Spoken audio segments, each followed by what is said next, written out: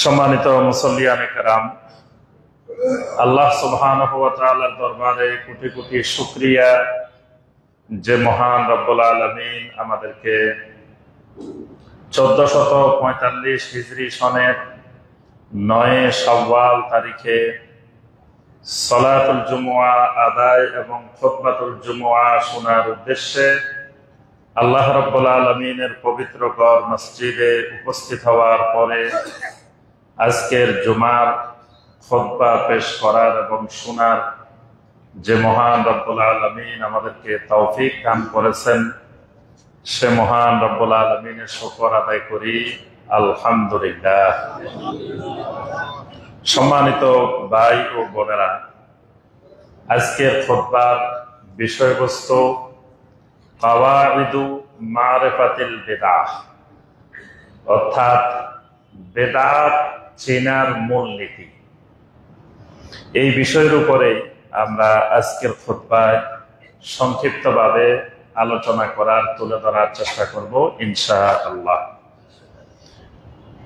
এই বিষয়টি, যে বিষয়ের উপরে আমাদের আজকের খুতবা, আমাদের সকলেরই সুপরিচিত বিষয়, কারণ এই বিষয়টি আহলুল হাদিসদের কাছে সবচাইতে গুরুত্বপূর্ণ বিষয়, যেটা অনেকের কাছে তত গুরুত্ব স্থান পায় না, তত গুরুত্বপূর্ণ মনে হয় না। অনেকের কাছে বেদাত কোনো বিষয় না। বেদাত করলে তাদের দৃষ্টিতে এগুলা সব বেদাতে হাসানা, এগুলা সব সুন্দর বেদাত, সুতরাং সুন্দর বেদাত করলে কোনো সমস্যা হয় না। কিন্তু আলহামদুলিল্লাহ, আল্লাহর জমিনে এখনো আহলুল হাদিস টিকে আছে বলেই এখনো বেদাতকে ঘৃণার দৃষ্টিতে, বেদাতকে শরিয়া গর্হিত কাজ হিসাবে চিহ্নিত করার ক্ষেত্রে আলহামদুলিল্লাহ এখনো আহলুল হাদিসদের কারণে জমিনে বিষয়টা টিকে আছে। না হয় জমিনে বেদাত বলতে কিছুই থাকতো না, সব কিছুই হাসানা হয়ে যেত। আলহামদুলিল্লাহ এই কারণে বিষয়টা আপনাদের সকলের কাছে খুবই পরিচিত বিষয় এবং খুবই গুরুত্বপূর্ণ বিষয়। কারণ শাইখুল ইসলাম ইবনে তাইমিয়া রাহমাহুল্লাহ আহলুল হাদিসের সংজ্ঞা দিয়েছেন যে মান হুম আহলুল হাদিস। আহলুল হাদিস কারা? আহলুল হাদিস কাকে বলে? শাইখুল ইসলাম ইবনে তাইমিয়া রাহমাহুল্লাহ বলেন, আহলুল হাদিস হুমুল্লাযীনা ইউআযযিমুনা আন-নুসুস আলা ফাহমিস সালাফ। আহলুল হাদিস তাদেরকে বলা হয় যারা সবকিছুর উপরে নুসুসকে প্রাধান্য দেয়। নুসুস মানে কোরআনে কারীম এবং সহিহ হাদিস। কোরআনে কারীম এবং সহিহ হাদিসকে তারা সবকিছুর উপরে প্রাধান্য দেয় আলা ফাহমিস সালাফ। তবে কোরআন সুন্নাহকে তারা বুঝে সালাফদের মতো করে, নিজেদের মতো করে বুঝে না। এটা হলো আহলুল হাদিস এবং অন্যদের মধ্যে মৌলিক পার্থক্য, যে তারা কোরআনে কারীম এবং সহিহ হাদিসকে নিজেদের মতো করে বুঝে না। সালাফেরা যেভাবে বুঝতেন, সাহাবায়ে কেরাম যেভাবে বুঝতেন, তাবেঈনে কেরাম যেভাবে বুঝতেন, তাবেঈনে কেরাম যেভাবে বুঝতেন, তারাও কোরআন সুন্নাহকে ওইভাবেই বুঝে। আরেকটা বড় বৈশিষ্ট্য হলো এদের, শাইখুল ইসলাম ইবনে তাইমিয়া রাহমাহুল্লাহ বলেন, ওয়াহুম ইয়াসআউনা ইলা তাওহীদ ওয়াস সুন্নাহ। তারা সবসময় প্রচেষ্টা চালিয়ে যায় নিজেরা তাওহীদ এবং সুন্নতের উপরে থাকার, পুরা দুনিয়াবাসীকে তাওহীদ এবং সুন্নতমুখী করার। ওয়ায়াতরুকুনা শিরকা ওয়াল কুফরা ওয়াল বিদআহ। এদের বৈশিষ্ট্য হলো এরা এদের জীবন চলে যাবে, তাও এরা কুফরি করবে না, শিরিক করবে না, বেদাত করবে না। অর্থাৎ এরা শতভাগ কুফর মুক্ত থাকবে, শিরিক মুক্ত থাকবে, বেদাত মুক্ত থাকবে। শিরিক কুফর বেদাত মুক্ত হয়ে তাওহীদ এবং সুন্নতের উপরে দায়েম ও কায়েম থাকবে। আর তাওহীদ সুন্নতের উপরে দায়েম কায়েম থাকার জন্য যে জিনিসটি জরুরি, সেটি হলো কোরআনে কারীম এবং সহিহ হাদিস। আর কোরআনে কারীম এবং সহিহ হাদিস মানার জন্য যে জিনিসটা জরুরি সেটা হলো সালাফদের আলোকে কোরআন হাদিস বোঝা। তাহলে এই বৈশিষ্ট্যগুলো যেই ব্যক্তির মধ্যে থাকবে উনি আহলুল হাদিস। শাইখুল ইসলাম ইবনে তাইমিয়া রাহিমাহুল্লাহ বলেন এই লোকটার নাম আহলুল হাদিস। এই লোকটা পৃথিবীর যেখানে বসবাস করুক না কেন এই লোকটাই যাহিরিনা আলাল হক, এই লোকটা হকের উপরে আছে এবং লা ইয়াদুররুহুম মান খাযালাহুম, সারা পৃথিবীর সকল শক্তি ঐক্যবদ্ধ হয়ে যদি তার বিরুদ্ধে ষড়যন্ত্র করে, নবী সাল্লাল্লাহু আলাইহি ওয়াসাল্লাম ঘোষণা দিয়ে গেছেন লা ইয়াদুররুহুম, তার কোনো ক্ষতি করতে পারবে না। সুবহানাল্লাহ। তাহলে আহলুল হাদিস যারা, তাদের কাছে ঘৃণিত বিষয়, অপছন্দনীয় বিষয় বেদাত। এজন্য এই বিষয়টা সম্পর্কে আহলুল হাদিসদেরকে গভীর জ্ঞান দরকার, শুধু ভাষা জ্ঞান না, গভীর জ্ঞান দরকার বেদাত সম্পর্কে। কারণ তারা নিজেরা বেদাত ছাড়বে, পুরা দুনিয়াকে বেদাত মুক্ত করবে। তাহলে পুরা দুনিয়াকে বেদাত মুক্ত করার প্রচেষ্টা চালাইতে গেলে তারা যদি নিজেরাই বেদাত ভালো করে না বুঝে কেমনে দুনিয়াকে বেদাত মুক্ত করবে? এজন্য আগে বেদাত সম্পর্কে জ্ঞান অর্জন করা ফরজ। বেদাত কাকে বলে, বেদাত কিভাবে হয়, বেদাতের উসুল মূলনীতিগুলো জানা, কি কি কারণে কেমনে করলে বেদাত হয়ে যায়। একই জিনিস, একই কাজ কখনো করলে সুন্নত, আবার কখনো বেদাত। এক মানে খুব কঠিন জিনিস। একই কাজ, একই জিনিস এক সময় করছে সুন্নত, আরেকদিন করছে বেদাত। এই জিনিসটা কিন্তু মানুষের মাথায় ধরে না, মোটা মাথায় এটা ধরে না। মোটা মাথায় মনে করে নিয়ে এই কাজটা তো ভালো কাজ, আর এই কাজটা ওই দিনও তো করছি আমরা, আল্লাহ রসুলও তো অমুক দিন করছে, তাহলে এটা বেদাত হবে কেন? যেমন ধরেন আজান, আজান সুন্নত ইবাদত, খুবই গুরুত্বপূর্ণ ইবাদত। 5 ওয়াক্ত সালাতের সাথে আমরা আজান দিই, জুমার আগে আমরা আজান দিয়েছি। তাহলে আজান একটা গুরুত্বপূর্ণ ইবাদত, একটা সুন্নত ইবাদত, একটা ফজিলতময় ইবাদত। কিন্তু এই ইবাদতটা যদি ঈদের নামাজের আগে করি, জানাজার নামাজের আগে করি, এবার ওই আজানটাই হয়ে গেছে বেদাত। 5 ওয়াক্তের আগে করছি সুন্নত, কিন্তু ঈদের নামাজের আগে আজান দিছি, আজানটাই বেদাত হয়ে গেছে। এখন মোটা মাথায় বলবে যে মিয়া ফজরের আগে আজান দিলাম বেদাত হইল না, জোহরের আগে দিলাম বেদাত হইল না, আসরের আগে দিলাম বেদাত হইল না, মাগরিবের আগে দিলাম বেদাত হইল না, এশার আগে দিলাম বেদাত হইল না। তো ওগুলা যেমন সলাত, আমার ঈদের নামাজও তো সলাত। ওগুলা যেমন সলাত, আমার সলাতুল জানাজাও তো সলাত। তাহলে এটার আগে আজান দিলে কেন বেদাত হলো? তাহলে এই জিনিসটা বুঝতে হলে সূক্ষ্ম জ্ঞান না থাকলে তাহলে কিন্তু বেদাতটা সে চিনতে পারবে না। সে মনে করবে এটা তো ভালো কাজ, আর এই কাজটা তো অন্য সময় করছি আমরা, এখন করলে বেদাত হবে কেন? মানুষকে খাওয়ানো ইবাদত, খুবই ভালো কাজ, সুন্নত কাজ। নবী কোরআনে কারীমে কত আয়াত আসছে যে ইয়াহাদুনা আলা তুআমিল মিসকিন কাল্লা বাল্লা তুকরিমুনাল ইয়াতীম ওয়ালা তাহাদুনা আলা তুআমিল মিসকিন, মিসকিনকে খাওয়াইতে বলছেন। আরাআইতাল্লাযী ইউকাযযিবু বিদ্দীন ফাযালিকাল্লাযী ইয়াদউল ইয়াতীম ওয়ালা ইয়াহুদ্দু আলা তুআমিল মিসকিন, মিসকিনকে খাওয়াইতে বলছেন।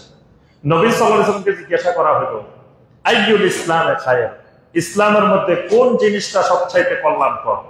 নবী সাল্লাল্লাহু আলাইহি ওয়াসাল্লাম বললেন তুতিমুত তুআম, তুমি মানুষকে খাওয়াইলা, এটা ইসলামের মধ্যে কল্যাণকর। কিন্তু এই খাওয়ানিটাই এক সময় খাওয়াইলে ফজিলত, আবার আরেক সময় খাওয়াইলে বেদাত।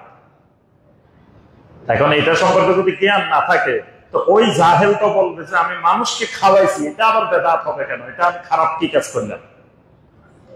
মা বাবা মারা গেছে, মা বাবা মারা যাওয়ার কারণে 10 দিন 40 দিন 30 দিন বা মৃত্যুবার্ষিকীর দিনে গরু জবাই করে হাজার হাজার মানুষের খাওয়াই না, এই খাওয়ানিটা হয়ে গেছে বেদাত। এই কোটি কোটি টাকা দিয়ে কোটি কোটি গুনাহ অর্জন করলাম, আবার বিয়ে করছি, বিয়ের পরে নতুন বিয়ের পরে মানুষের খাওয়াই না, এটা হয়ে গেছে সুন্নাত, এটা হয়ে গেছে ইবাদত। একই জিনিস, কিন্তু এখানেও গরু জবাই করি, যা যা খাওয়াইছি ওখানেও যা তা একই জিনিস খাওয়াইছে, হালাল জিনিসে খাওয়াইছে।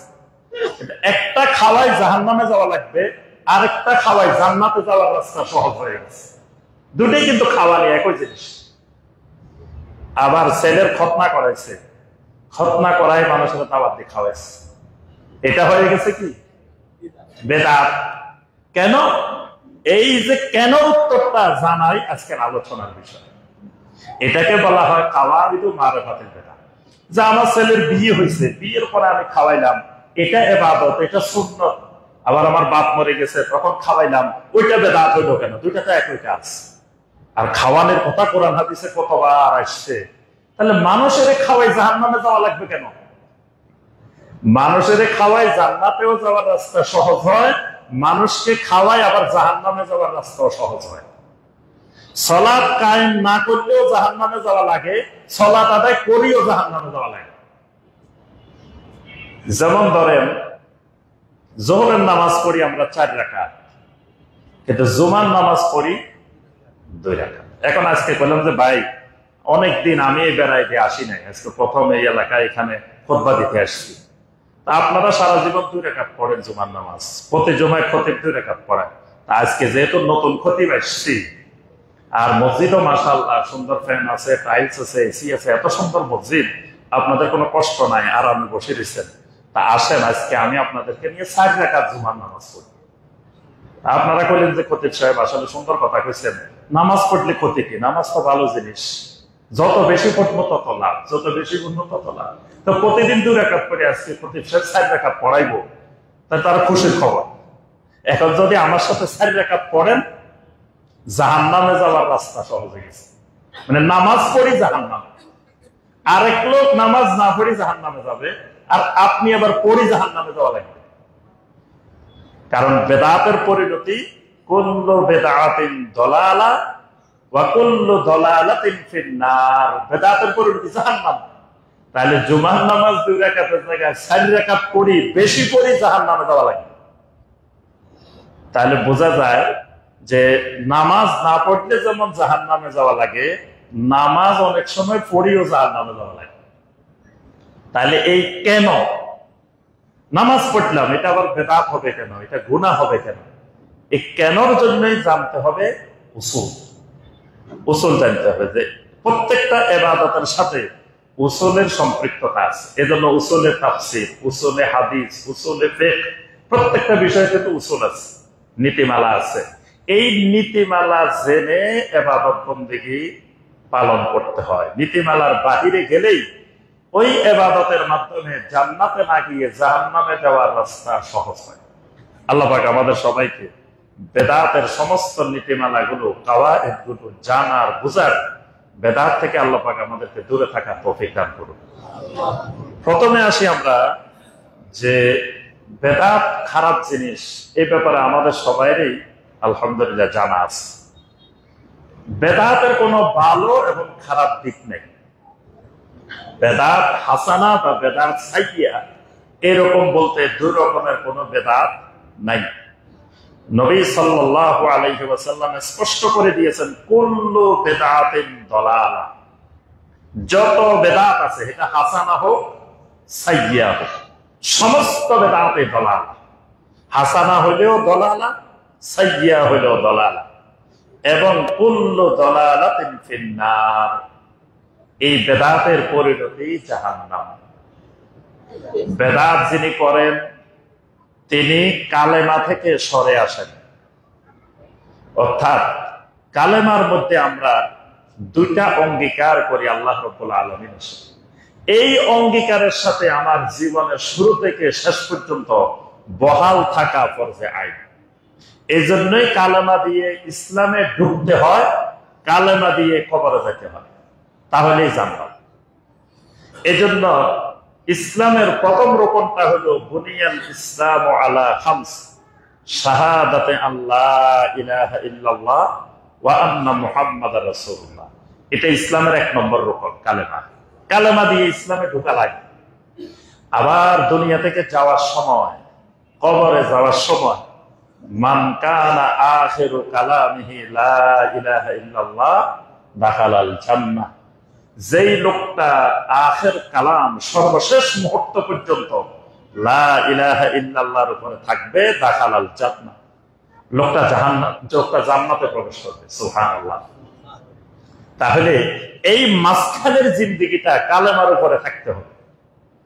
কালেমার মধ্যে দুইটা ওয়াদা করা হয়। প্রথম ওয়াদা হলো লা ইলাহা ইল্লাল্লাহ, এর অর্থ হলো আল্লাহ না'বুদা ইল্লাল্লাহ, আমি জীবনে মৃত্যু পর্যন্ত যত ইবাদত করব সমস্ত ইবাদত একমাত্র আল্লাহর করব, আল্লাহ ছাড়া জীবনে আর কারো ইবাদত করব না। এটা হলো 1 নম্বর ওয়াদা, যে আমি মৃত্যু পর্যন্ত যত ইবাদত করব একমাত্র আল্লাহ রাব্বুল আলামিনের ইবাদত করব। সুতরাং আল্লাহ ছাড়া কাউকে আমি সিজদা করব না, আল্লাহ ছাড়া কারো কাছে আমি দোয়া করব না, চাইব না, আল্লাহ ছাড়া কারো জন্য মান্নত করব না, আল্লাহ ছাড়া কারো জন্য জবাই করব না, বিপদে আপদে আল্লাহ ছাড়া কারো কাছে সাহায্য চাইব না। এটা হলো কালেমার অঙ্গীকার। কেউ যদি আবার মাজারে সিজদা করে, মাজারের উদ্দেশ্যে মান্নত করে, তারপর আল্লাহর ওলির উদ্দেশ্যে জবাই করে, ছেলে মেয়ে চাওয়ার জন্য আল্লাহর ওলির কাছে চলে গেছে, মাজারে চলে গেছে, এই লোক কালেমার ওয়াদা থেকে সরে গেছে, কালেমার উপরে নেই। এই কারণেই লোকটার ঈমান নেই। আর কালেমার দ্বিতীয় অংশ ওয়াদা করতেছি, মুহাম্মাদুর রাসূলুল্লাহ সাল্লাল্লাহু আলাইহি ওয়াসাল্লাম, এর অর্থ হলো আল্লাহ না'বুদাল্লাহ ইল্লা বিমা শারা মুহাম্মাদুন সাল্লাল্লাহু আলাইহি ওয়াসাল্লাম, আমি আল্লাহর এমন কোন ইবাদত করব না যে ইবাদত নবী সাল্লাল্লাহু আলাইহি ওয়াসাল্লামের পদ্ধতির বাহিরে, আল্লাহ রাসূলের পদ্ধতি ছাড়া, আল্লাহ রাসূলের তরিকা ছাড়া আর কোন তরিকায় আমি আল্লাহর ইবাদত করব না। এটা হলো কালেমার দ্বিতীয় অংশ, অঙ্গীকার। এখন আমি জিকির করতে গেছি, জিকির করতে গিয়ে আমি রাসূলের তরিকার জিকির বাদ দিয়ে যখন আমি সৃষ্টিয়া তরিকার জিকির শুরু করলাম, নকশবন্দিয়া তরিকার জিকির শুরু করলাম, সোহরাওয়ার্দিয়া তরিকার জিকির শুরু করলাম, তার অর্থ হলো আমি কালেমা থেকে সরে গেছি, কালেমার ওয়াদা থেকে সরে গেছি, কালেমার উপরে আমি নেই। সালাত শুরু করতে গেলাম, সালাত শুরু করতে যাই নবী সাল্লাল্লাহু আলাইহি ওয়াসাল্লামের তরিকার সালাত হলো, সালাত শুরু হবে তাকবীর দিয়ে, শেষ হবে তাসলিম দিয়ে। শুরু তাকবীর, শেষ তাসলিম। আমি বললাম যে না, তাকবীরের আগেও আছে, তাসলিমের পরেও আছে। তাহলে আমি রাসূলের তরিকার উপরে নাই, এবার চলে গেছি আরেক তরিকায়। তো বলে তাকবীরের আগে কি আছে? আমি বললাম তাকবীরের আগে আপনারা যে জায়নামাজে দাঁড়াইছেন, জায়নামাজ গুলো সব নাপাক, এগুলার আগে পাক করেন। কেমনে পাক করবো? ইন্নী ওয়াজ্জাহতু ওয়াজহিয়া লিল্লাযী ফাতারাস সামাওয়াতি ওয়াল আরদা হানিফা। আচ্ছা, এবার বললেন যে জায়নামাজ তো পাক হয়েছে, এবার নামাজ শুরু করবেন, তো নামাজের নিয়তটা একটু পড়ে নেন। কেমনে পড়বো? নাওয়াইতু আন উসাল্লিয়া লিল্লাহি তাআলা রাকাতায় সালাত, এভাবে পড়েন। তাহলে বোঝা গেল আমি রাসূলের তরিকার বাহিরে নতুন নিজস্ব মন গড়া কিছু তরিকা বানাই নিলাম। এই বানানোটাই অর্থ হলো আমি ওই কালেমার ওয়াদা থেকে সরে গেছি, কালেমার উপরে নেই। এই কারণে বেদাতকারী কিয়ামতের ময়দানে নবী সাল্লাল্লাহু আলাইহি ওয়াসাল্লামের হাউজে কাউসারের পানি পান করতে পারবে না। নবী সাল্লাল্লাহু আলাইহি ওয়াসাল্লাম হাউজে কাউসারের সামনে দাঁড়িয়ে দাঁড়িয়ে উম্মতকে পানি পান করাবেন। এক গ্লাস বা এক টোপ পানি একবার কেউ যদি পান করতে পারে, জান্নাতে প্রবেশ করা পর্যন্ত তার দ্বিতীয়বার আর পানির পিপাসা লাগবে না। সুবহানাল্লাহ। কিন্তু ফেরেশতারা কিছু মানুষকে আটকাই দিচ্ছে, আসতে দিতেছে না। নবী সাল্লাল্লাহু আলাইহি ওয়াসাল্লাম হাউজে কাউসারের সামনে থেকে দেখতেছেন কিছু মানুষকে ফেরেশতারা আটকাই দিতেছে। নবী সাল্লাল্লাহু আলাইহি ওয়াসাল্লাম সেখান থেকে বলবেন, হাউলাই উম্মতি, হাউলাই উম্মতি, এরা আমার উম্মত, এরা আমার উম্মত, ছেড়ে দাও এদেরকে। ফেরেশতারা বলবেন আপনার উম্মত ঠিক আছে, তবে ইন্নাকা লা তাদরি মা আহদাসু বা'দাক, ও নবী আপনি জানেন না, আপনার কাছে এই খবর নাই যেই মানুষগুলাকে আটকাইছি এই মানুষগুলা আপনি দুনিয়া থেকে আসার পরে আপনার রেখে যাওয়া আকীদার মধ্যে, আপনার রেখে যাওয়া আমলের মধ্যে, ইবাদতের মধ্যে নতুন নতুন নতুন নতুন জিনিস সংযোজন করছে, বেদাত তৈরি করছে এরা। এই কারণে এদেরকে আমরা আটকে রেখেছি। নবী সাল্লাল্লাহু আলাইহি ওয়াসাল্লাম এটা শোনার পরে এত রাগান্বিত হইবেন, নবী সাল্লাল্লাহু আলাইহি ওয়াসাল্লাম বলবেন সুহকান সুহকান লিমান বাদদালা দীনি, ও ফেরেশতারা শুধু আটকালে হবে না, এই মানুষগুলাকে কঠিন আকারে শাস্তি দাও, কারণ এরা আমার রেখে যাওয়া দ্বীনকে পরিবর্তন করে ফেলছে। কবিরা গুনার দ্বারা দ্বীন পরিবর্তন হয় না, কিন্তু বেদাত দ্বারা আল্লাহর দ্বীন পরিবর্তন হয়ে যায়। এই জন্য নবী সাল্লাল্লাহু আলাইহি ওয়াসাল্লাম এদের ব্যাপারে প্রচন্ড খেপবেন যে এরা আল্লাহর দ্বীনকে পরিবর্তন করেছে। তাহলে বেদাত করার অর্থ প্রথম বলছি জাহান্নামে যাওয়ার রাস্তা সহজ হওয়া, দ্বিতীয়ত বলছি বেদাত করলে কালেমা থেকে সরে আসে, কালেমার অঙ্গীকারের উপরে থাকে না, তৃতীয়ত বেদাতকারী হাউজে কাউসারের পানি পান করতে পারবে না, চতুর্থত বেদাতকারী নবী সাল্লাল্লাহু আলাইহি ওয়াসাল্লামের শাফাআত পাবে না, পঞ্চমত বেদাত করার মাধ্যমে নবী সাল্লাল্লাহু আলাইহি ওয়াসাল্লামের সাথে চরম বেয়াদবি করা হয়, গোস্তাখি করা হয়, নবী সাল্লাল্লাহু আলাইহি ওয়াসাল্লামকে খেয়ানতকারী সাব্যস্ত করা হয়, নাউযুবিল্লাহ। কারণ নবী সাল্লাল্লাহু আলাইহি ওয়াসাল্লাম বালাগাল আমানা ওয়া নাসাহাল উম্মাহ, নবী সাল্লাল্লাহু আলাইহি ওয়াসাল্লাম সমস্ত আমানত উম্মতের কাছে যথাযথভাবে পৌঁছায় দিয়েছেন। কেউ যদি মনে করে না এটা যথেষ্ট না, এটার আগে পরে আরো দরকার, তার অর্থ হলো নবী সাল্লাল্লাহু আলাইহি ওয়াসাল্লাম আমানতটা যথাযথভাবে পৌঁছান নাই, এটাও দরকার ছিল, রাসূল বুঝতে পারেন নাই, আল্লাহ রাসূলকে খেয়ানতকারী সাব্যস্ত করা হয়। তাহলে বোঝা যায় বেদাতের ভয়াবহ পরিণতি। এখন আসেন তাহলে আমাদেরকে বেদাত থেকে দূরে থাকা ফরজ। এখন আসেন বেদাতের চিনব কিভাবে যে আমি যে এটা বেদাত। কিছু সূত্র জানা থাকলে নিজে নিজেই বুঝে ফেলা যাবে, চিনা যাবে এটা বেদাত। এটার জন্য বড় বড় মুফতি সাহেব, মুহাদ্দিস সাহেব, মুফাসসির সাহেবের কাছে দৌড়ানো দরকার নেই। কারণ এগুলো এমন এক জিনিস, আকীদার বিষয়গুলো এমন এক জিনিস, এগুলোকে আল্লাহ রাব্বুল আলামিন এত সহজ করে দিয়েছেন যাতে প্রত্যেকটা মানুষ এটা বুঝতে পারে, প্রত্যেকটা মুসলিম এটা বুঝতে পারে। যেন আকীদার বিষয় বোঝার জন্য আপনার বড় বড় মুফতি, মুহাদ্দিস, মুফাসসির লাগে না। ফিকহি বিষয় বোঝার জন্য বড় আলেম লাগে, কিন্তু আকীদার বিষয় বোঝার জন্য বড় আলেম লাগে না।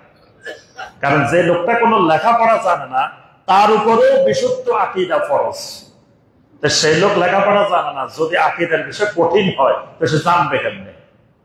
এই জন্য আল্লাহ রাব্বুল আলামিন আকীদার বিষয়কে সহজ করে দিয়েছেন। তাহলে একজন মানুষ যিনি লেখাপড়া জানেন না, ওনার জন্য বেদাত থেকে মুক্ত থাকা ফরজ।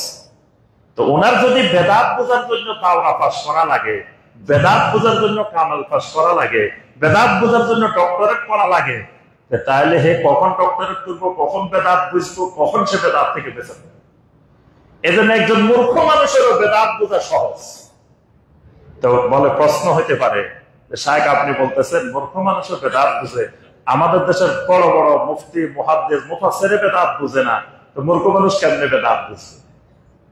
না বোঝার কারণ আল্লাহ পাক সূরা আল-আনফালের 29 নম্বর আয়াতে কারিমে আল্লাহ পাক বলছেন, ইয়া আইয়ুহাল্লাযীনা আমানু ইন তাত্তাকুল্লাহা ইয়াজআল লাকুম ফুরকানা, ও ঈমানদারগণ যদি তোমরা আল্লাহ রাব্বুল আলামিনকে ভয় করো, আল্লাহ তোমাদেরকে এমন একটা শক্তি দিবেন যেই শক্তির নাম হলো ফুরকান। ফুরকান দিয়ে দিবেন। ফুরকান দিয়ে দিলে তোমার বড় ধরনের ইলম দরকার নাই, লেখাপড়ার দরকার নাই, তুমি চিনে ফেলবা কোনটা শিরক, কোনটা তাওহীদ, কোনটা ঈমান, কোনটা কুফর, কোনটা সুন্নাত, কোনটা বেদাত। এটা চিনার যেই যোগ্যতাটা, যে শক্তিটা, এটার নাম ফুরকান। আল্লাহ পাক অনেককে এলেম দিচ্ছেন কিন্তু ফুরকান দেন নাই। এরকম যুগে যুগে দেখবেন অনেক আলেম ছিলেন, লিখছেন, এবং ওনার মতো তাফসীর এত বড় আলেম, লোকটা হক চিনতে পারেন, লোকটা মুতাজিলা। যদি হকে চিনতো তাহলে কি সে মুতাজিলা থাকতো? এই কারণে এটা তো অবাক হওয়ার কিছু নাই। বড় আলেম হতে পারে কিন্তু বেদাত নাও চিনতে পারে।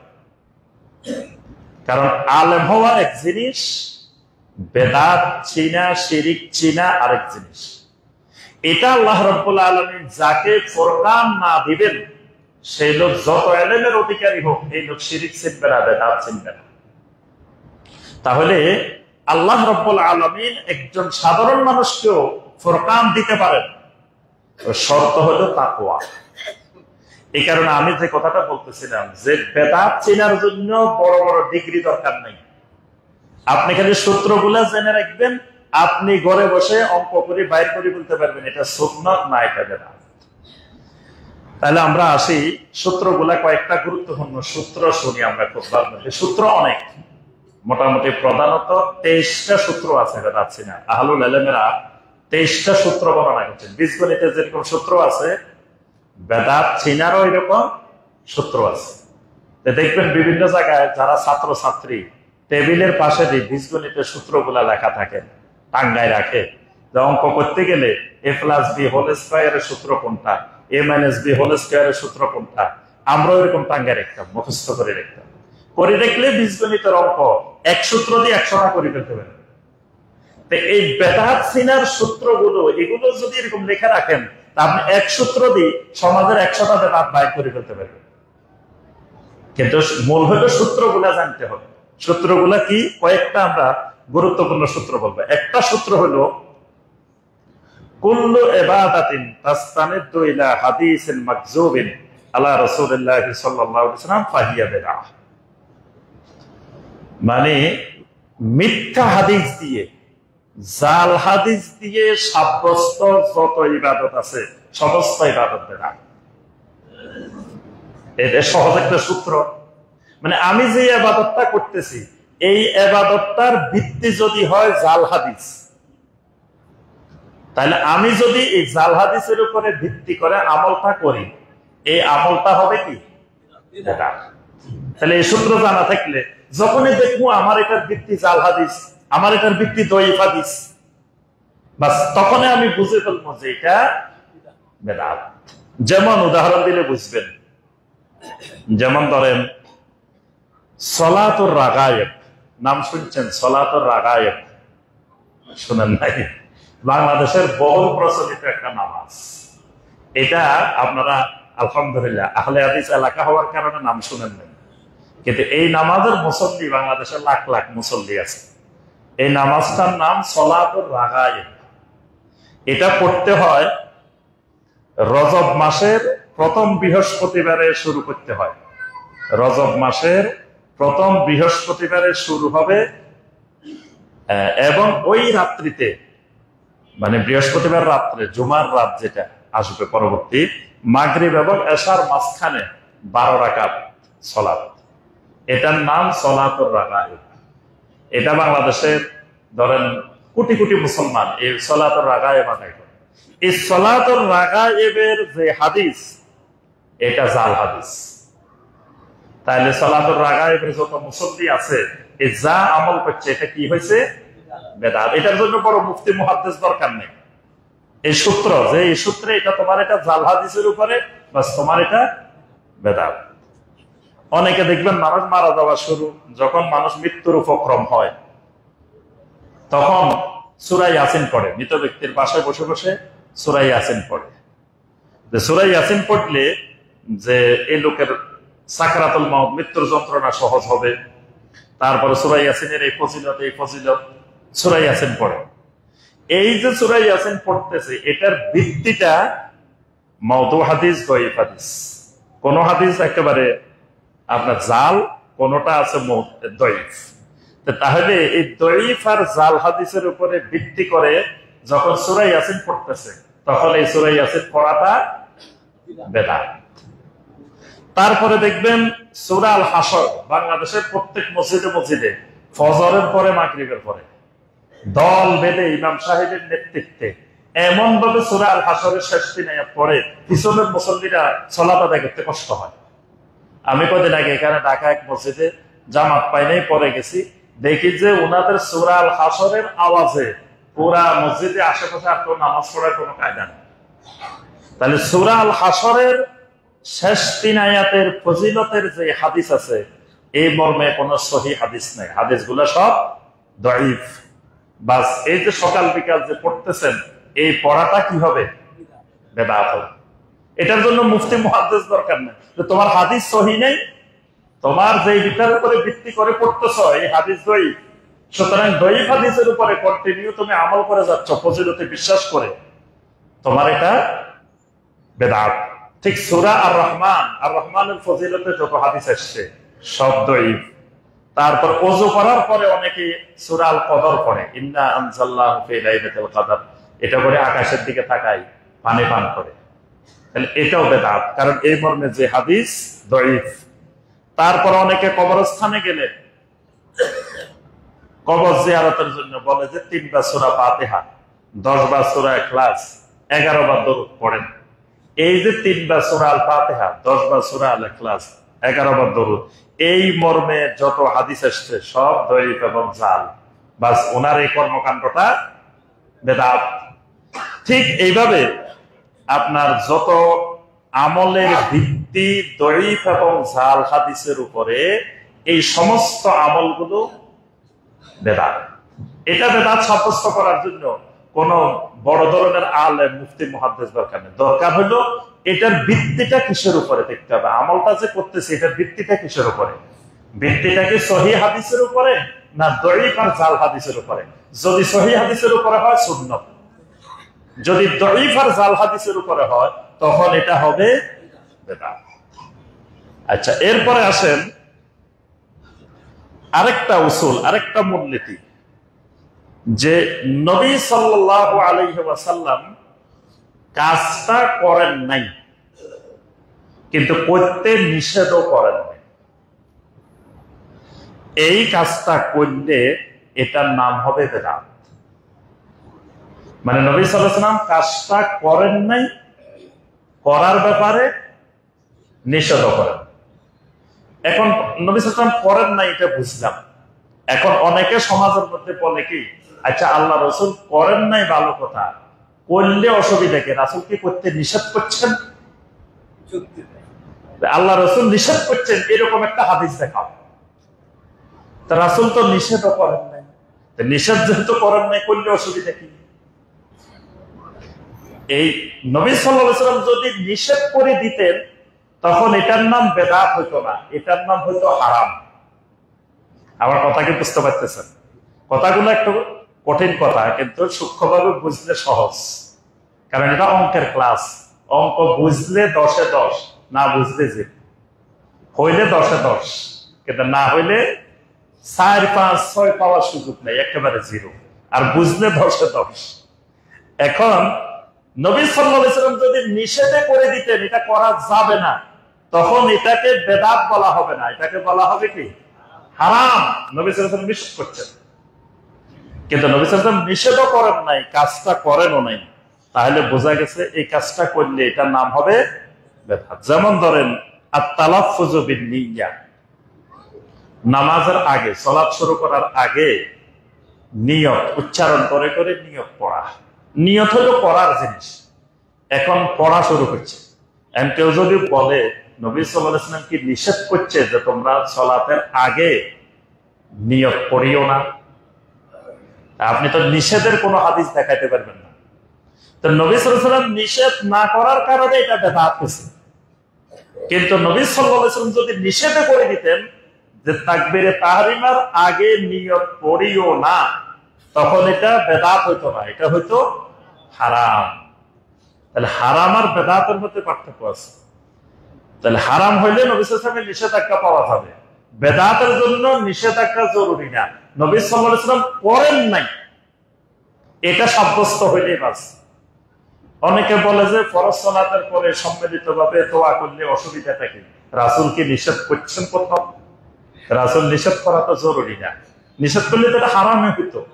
নবী সাল্লাল্লাহু আলাইহি সাল্লাম করেন নাই, এটাই হলো বেদাতের জন্য যথেষ্ট। বেদাতের জন্য নিষেধাজ্ঞা জরুরি না, এটা বেদাতের একটা গুরুত্বপূর্ণ উসুল, মূলনীতি। আচ্ছা, এবার আসেন আপনার বেদাতের আরেকটা গুরুত্বপূর্ণ মূলনীতি, সেটা হলো নবী সাল্লাল্লাহু আলাইহি সাল্লামের কারণের সাথে আপনার আমার কারণ না মিলা। যখনই আমার এই আমলটার ইবাদতটা যে কারণে করছি, কারণটা নবী সাল্লাল্লাহু আলাইহি সাল্লামের কারণের সাথে মিলে নাই, বাস তখন এটা হয়ে যাবে বেদাত। যদি নবী সাল্লাল্লাহু আলাইহি সাল্লামের কারণের সাথে মিলে, তখন এটা সুন্নাত। যেমন উদাহরণ দিলে বুঝবেন, মসজিদে ঢুকে আপনি 2 রাকাত সালাত আদায় করছেন। আমি জিজ্ঞেস করলাম, ভাই এটা কি কারণে পড়তেন আপনি নামাজটা? আপনি বললেন যে এটা মসজিদে ঢুকার কারণে পড়ছি, এটা তাহিয়াতুল মসজিদ বা দুখুলুল মসজিদ, এটা আমি মসজিদে ঢুকার কারণে পড়ছি। বাস, এখন ওনার এই 2 রাকাত সালাত সুন্নাত হবে না বেদাত হবে? সুন্নাত হবে। কেন সুন্নাত হবে? যে নবী সাল্লাল্লাহু আলাইহি সাল্লাম মসজিদে ঢোকার কারণে 2 রাকাত সালাত আদায় করছেন, আমিও আপনিও 2 রাকাত সালাত আদায় করছেন মসজিদে ঢোকার কারণ, তার কারণে কারণে মিলে গেছে। নবী সাল্লাল্লাহু আলাইহি সাল্লাম ওযুর কারণে 2 রাকাত সালাত আদায় করছেন, আপনিও ওযুর কারণে 2 রাকাত সালাত আদায় করছেন, সুন্নাত হয়ে গেছে। এটা আমি কি করলাম, অনেকদিন পরে বৃষ্টি হয়েছে, খুব জোরে বৃষ্টি হয়েছে, বৃষ্টির পরে আমি 2 রাকাত নামাজ পড়লাম। আপনারা জিজ্ঞাসা করলেন, শাইখ এটা কি নামাজ পড়লেন? আমি বললাম যে এটা সলাতুল মাতার, এটা বৃষ্টির নামাজ। অনেকদিন পরে বৃষ্টি হয়েছে, এজন্য আমি 2 রাকাত সালাত আদায় করে নিলাম। আচ্ছা, এবার আমার এই সালাতটা সুন্নাত হবে না বেদাত হবে? অনেকে ভয় বলতেছে না, শাইখে পড়ছে আবার বেদাত হয় কেমনে? এটা বেদাত। শাইখে পড়ুক আর যেই পড়ুক, এটা বেদাত। কেন বেদাত? আমি যে কারণে 2 রাকাত সালাত আদায় করছি, এই কারণে নবী সাল্লাল্লাহু আলাইহি ওয়াসাল্লাম জীবনে কোনোদিন 2 রাকাত সালাত আদায় করেন। তাহলে আমার কারণের সাথে নবী সাল্লাল্লাহু আলাইহি ওয়াসাল্লামের কারণটা মিলে নাই। এখন আমি জন্মের দিন, মানে বার্থডের দিন কেক আনলাম, তারপরে কোরআন খতম করাইলাম, মসজিদের ইমাম সাহেবের দাওয়াত দিলাম, বিশাল আয়োজন করলাম, করে খাওয়াইলাম। আমি দাওয়াতে যে জিজ্ঞেস করলাম, ভাই আজকে এত কিছু কি কারণে আয়োজন করছেন? কয়, শাইখ আজকে আমার ছেলের জন্মের দিন, জন্মের কারণে, বার্থডের কারণে সব খাওয়াইছেন হালাল খাবার। কিন্তু এটা কি সুন্নাত হয়েছে না বেদাত হয়েছে? কেন? বলে এখানে খারাপের কি করছি? খারাপের বিষয় হলো আপনি যেই কারণে আমারে খাওয়াইলেন, যেই কারণে অনুষ্ঠানটার আয়োজন করলেন, নবী সাল্লাল্লাহু আলাইহি সাল্লামের অনেকগুলা ছেলে ছিলেন, মেয়ে ছিলেন, কিন্তু তাদের জন্মবার্ষিকীর কারণে, তাদের বার্থডের কারণে নবী সাল্লাল্লাহু আলাইহি সাল্লাম জীবনে একজনেরও দাওয়াতও দেন নাই, খাওয়ানো নাই, কেকও কাটেন নাই, অনুষ্ঠান করেন। তাহলে আমার কারণের সাথে নবী সাল্লাল্লাহু আলাইহি সাল্লামের কারণ মেলে। ঠিক একইভাবে ওই যে 40 দিন 50 দিন মৃত্যুবার্ষিকীর দিন খানার আয়োজন করছেন, আমি জিজ্ঞেস করলাম, ভাই কি কারণে? আমার আব্বা মারা যাওয়ার কারণে, আমার আম্মা মারা যাওয়ার কারণে, আমার স্ত্রী মারা যাওয়ার কারণে, অমুক মারা যাওয়ার কারণে। আচ্ছা, এবার যান নবী সাল্লাল্লাহু আলাইহি সাল্লামের আব্বা মারা গেছেন, আম্মা মারা গেছেন, ছেলে মারা গেছেন, মেয়ে মারা গেছেন, স্ত্রী মারা গেছেন, চাচা মারা গেছেন, তাদের মারা যাওয়ার কারণে করছেন কিনা? করেন নাই। বাস, তখন আমার এটা হয়ে গেছে কি বেদাত। তাহলে এটা বোঝার জন্য কি আপনার বড় বড় মুফতি মুহাদ্দিস লাগবো? এটা হলো কারণ। মনে রাখতে হবে, যত ইবাদত আছে কি কারণে করতেছে। ঈদের নামাজের আগে খুতবা না পরে খুতবা? আর জুমার নামাজের? হ্যাঁ, এখন আপনি আমাকে জিজ্ঞেস করলেন যে শাইখ ঈদের নামাজের পরে মুসল্লিরা থাকে না, অনেক মুসল্লি চলে যায়, খুতবা শুনে না, তো জুমায় আগে দেন, ঈদের দিনও খুতবাটা আগে দিয়ে দেন। তা এখন আমি যদি আগে দিয়ে দিই, সুন্নাত হবে না বেদাত হবে? কেন? কারণে মিলে নাই। আমি মুসল্লি চলে যাবো এই কারণে আগে দিয়ে দিছি। তা আল্লাহ রাসূল কোনদিন মুসল্লি চলে যাবো এই আশঙ্কায় আগে দিচ্ছেন কিনা? দেন নাই। তাহলে আমার কারণের সাথে নবী সাল্লাল্লাহু আলাইহি ওয়াসাল্লামের কারণ মিলে। আমি একদিন কি করলাম, মাগরিবের সময় প্রচন্ড ঝড় তুফান বৃষ্টি আসতেছে। আমি আপনাদেরকে বললাম যে ভাইয়েরা শোনেন, এশার নামাজটা আমরা এখন জমা করে ফেলি। জমা করে মাগরিবের সাথে কি পড়াই দিছি, এশাও পড়াই দিছি। আমার এটা সুন্নত হয়েছে না বেদাত হয়েছে? না, বেদাত হয় নাই, এটা সুন্নত হয়েছে। নবী সাল্লাল্লাহু আলাইহি ওয়াসাল্লাম এরকম মেঘের কারণে, বৃষ্টির কারণে, মানে যখন দেখতেন ভয়াবহ মেঘ, বৃষ্টি আসতেছে, ঝড় তুফান আসতেছে, নবী সাল্লাল্লাহু আলাইহি ওয়াসাল্লাম মাগরিবের সাথে কি করতেন, এশাও পড়াই দিতেন। তাহলে আমি পড়াই দিছি, এটা সুন্নত হয়ে গেছে, কারণ আমি যে কারণে পড়াইছি নবী সাল্লাল্লাহু আলাইহি ওয়াসাল্লাম ওই কারণে পড়াইছেন। এখন আমি বললাম যে ভাই শুনেন, আজকে জুমার নামাজের সাথে আসরের নামাজটা পড়াই দিই। এখন যদি পড়াই দিই, এটা সুন্নত হবে না বেদাত হবে? কারণ কি, যেই কারণে পড়াইছি যে আপনারা এখন যাই একটু বিশ্রাম নেবেন, সন্ধ্যা পর্যন্ত ঘুমাইবেন, আল্লাহ রসুল এই কারণে কখনো জুমার পরে সাথে আসর পড়ান। এইভাবে আপনি সবগুলো বের করে ফেলতে পারবেন যে নবী সাল্লাল্লাহু আলাইহি ওয়াসাল্লামের কারণের সাথে আপনার কারণটা মিলছে কিনা। 2 নম্বর ধরন, জিন্স। জিন্স মানে যে ইবাদতটা করতেছি এটার সাথে ধরনে ধরনে মিল আছে কিনা। যেমন ধরুন মহিষ দিয়ে কোরবানি করি আমরা, করি না? আপনাদের এদিকে করেন না মনে হয় নাকি? মহিষ দিয়ে হয় না? তো মহিষ দিয়ে কোরবানি করা জায়েজ না না জায়েজ? যে কোরআনে হাদিসে কিন্তু মহিষ নেই, মহিষ শব্দটাই নেই। মহিষের আরবি জামুস, জামুস কোরআনেও নাই, হাদিসে নেই। জায়েজ আছে কেমনে? বাকার, কোরআন হাদিসে বাকার আছে। বাকারের ধরন মানে মহিষটা মূলত গরু, মহিষ আলাদা কোনো প্রাণী না, আলাদা কোনো জিনিস না, এটা গরুরই একটা প্রকার, এই কারণে এটা জায়েজ আছে। কিন্তু এখন আমি যদি একটা বড় মুরগি, বড় একটা টার্কি মুরগি দিয়ে কোরবানি করে দিই, হবে? হবে না। কেন হবে না?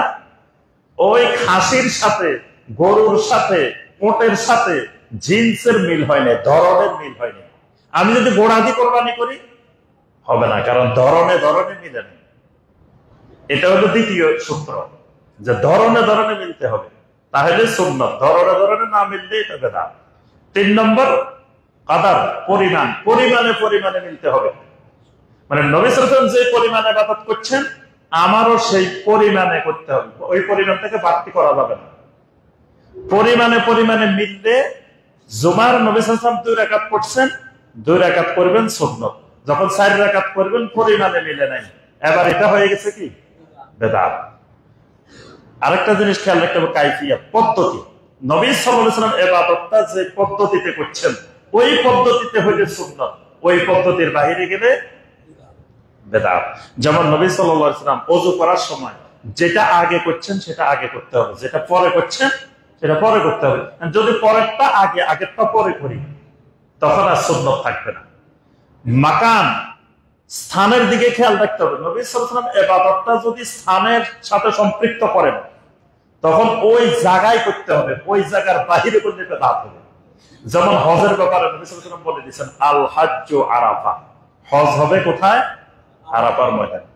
একজন কয় না, আরাফার ময়দানে যেতে গেলে 7 লাখ 8 লাখ টাকা লাগে, আমাদের টঙ্গীর ময়দানে যেতে গেলে অল্প বসে যেতে পারি, তাহলে এই ময়দানে যাই বসে থাকি। তাহলে কেউ যদি মনে করে যে আরাফার ময়দানের সওয়াব, আরাফার ময়দানের ফজিলত টঙ্গীর ময়দানে পাওয়া যাবে, এটা তুলনা করাটাই শিরক, এটা তুলনা করাটাই শিরক। আরাফার ময়দানের সাথে পৃথিবীর কোন ময়দানের তুলনা হয় না। এমনকি আমাদের দেশের কিছু অজ্ঞ মূর্খ সাংবাদিকেরা ওই সময় টিভি চ্যানেলে বলতে থাকে, মুসলিম উম্মার দ্বিতীয় বৃহত্তম সমাবেশ, হজের পরে সবচেয়ে বড় সমাবেশ। এক সময় দেখা গেল হজে মানুষ হচ্ছে 30 লাখ, এখানে হয়ে গেছে 50 লাখ। তাহলে এবার এটা মুসলিম বিশ্বের সর্ববৃহৎ সমাবেশ, হজের চেয়েও বড় সমাবেশ। এই জন্য হজের সাথে পৃথিবীর কোন সম্মেলনের তুলনা করাই যাবে না, করাটাই শিরক। কারণ হজ একটা ফরজ ইবাদত, আর এটা কোনো ফরজ ইবাদত না, এটা একটা দলের, একটা সংগঠনের সম্মেলন। তাহলে একটা সংগঠনের সম্মেলনের সাথে সমস্ত মুসলিম উম্মার ফরজ সম্মেলন, সেটার তুলনাই করাটা শিরক। এখন আমি যেটা বলতেছিলাম, বেদাত চিনার মূলনীতি হলো নবী সাল্লাল্লাহু আলাইহি ওয়াসাল্লাম যে জায়গা ঠিক করে দিবেন, ওই জায়গায় ইবাদতটা করলে সুন্নাত, ওই জায়গার বাহিরে যে ওই ইবাদত করলে তখন এটা সুন্নাত থাকবে না, এটা বেদাতের রূপ নেবে। আরেকটা হলো জামান, সময়। নবী সাল্লাল্লাহু আলাইহি ওয়াসাল্লাম যেই ইবাদত যে সময়ের সাথে ঠিক করে দিয়েছেন ওই সময়ের সাথে করতে হবে, ওই সময়ের বাহিরে গেলে এটা সুন্নাত থাকবে না। যেমন ধরুন হজের দিন আরাফার ময়দানে গেছেন 9 তারিখে, 30 লাখ 40 লাখ মানুষ একই ময়দানে, টয়লেটে দাঁড়াইছেন 20 জন 25 জন। আমি গত হজে 40 জনের সিরিয়ালও দেখছি, এত লম্বা সিরিয়াল।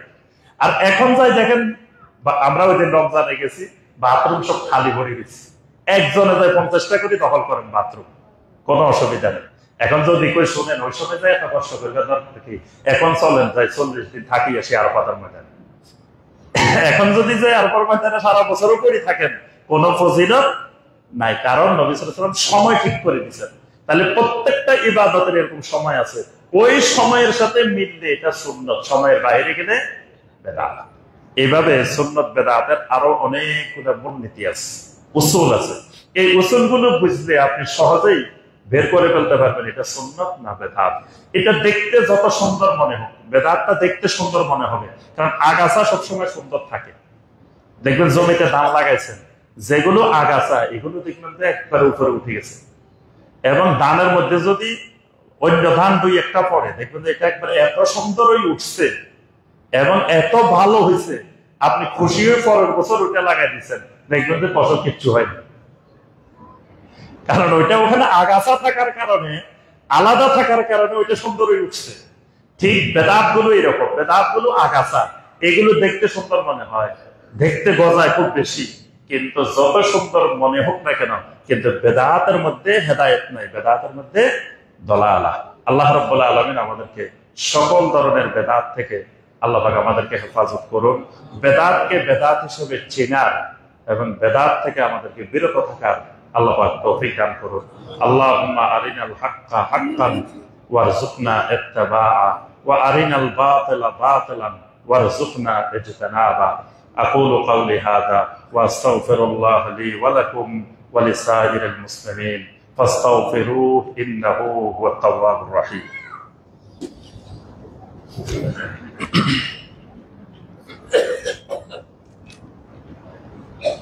إن الحمد لله نحمده ونستعينه ونستغفره وأشهد أن لا إله إلا الله وحده لا شريك له وأشهد أن محمدا عبده ورسوله.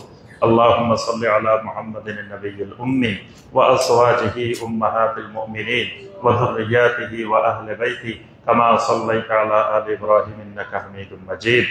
اللهم ارحم على جميع الصحابة الكرام رضوان الله تعالى عليهم أجمعين، خصوصا منهم على الخلفاء الراشدين المهديين، منهم على أبي بكر وعمر وعثمان وعلي رضي الله تعالى عنهم ومن تبعهم بإحسان إلى يوم الدين. اللهم أعز الإسلام والمسلمين، اللهم أعز الإسلام والمسلمين، اللهم أذل الشرك والمشركين، اللهم أذل الشرك والمشركين، اللهم أنجِ المستضعفين من المؤمنين، اللهم أنجِ المظلومين من المؤمنين، اللهم اشدد وطأتك على الظالمين، اللهم منزل الكتاب، اللهم سريع الحساب، اللهم مجري السحاب، اللهم اهزم الأحزاب، اللهم زلزل أقدامهم وأنزل بهم بأسك الذي لا ترده عن القوم المجرمين. رب العالمين আমাদের সালাতুল জুমআ খুতবাতুল জুমআকে কবুল ও মঞ্জুর করে নিন। রব্বুল আলামিন আমাদেরকে হককে হক হিসেবে চিনার এবং হকের ইত্তেবা করার তৌফিক দান করুন, বাতিলকে বাতিল হিসেবে চিনার, বাতিল থেকে দূরে থাকার তৌফিক দান করুন। আমাদের অন্তরের সমস্ত রোগগুলোকে শিফা দান করুন। আমাদের মধ্যে যারা অসুস্থ আছেন সকল প্রকার অসুস্থতা দূর করে দিন, সকল প্রকার বিপদ আপদ মুসিবত থেকে আমাদেরকে হেফাজত করুন।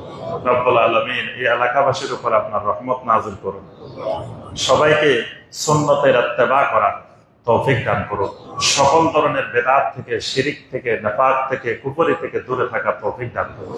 রব্বুল আলামিন আমাদের মধ্যে মহব্বত বাড়িয়ে দিন।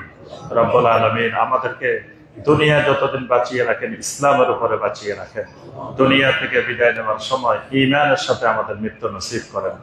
রব্বুল আলামিন আমাদের সবাইকে হজ্জে বাইতুল্লাহ নসিব করেন।